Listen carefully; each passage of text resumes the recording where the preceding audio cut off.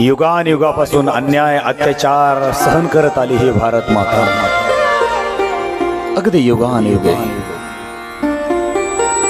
आणि अखेर भगवान श्रीकृष्ण भगवंतांनी सांगितलं, जब जब होगी धर्म की हानि तब तक हम खुद जन्म लेंगे.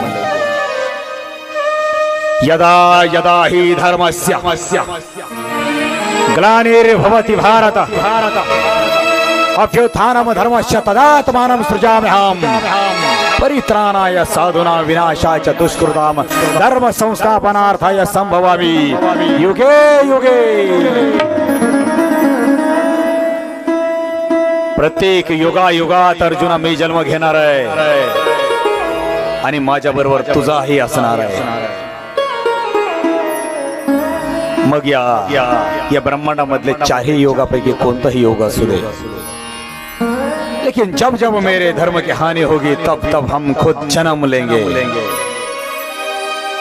आम्ही स्वतः जन्म घेऊ म्हणजे आम्ही निर्णयपूर्वक विचारपूर्वक ठरवून प्लॅनिंग निश्चित जन्म घेऊ. इसवी सन 1100 पासून इसवी सन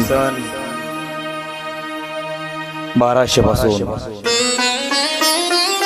संत मंडळी आमच्या भारतवर्षामध्ये जन्माला येत राहिली आणि देवदेश धर्माचं कार्य करत राहिली. संतांना जन्माला त्यावेळेस यावं लागलं.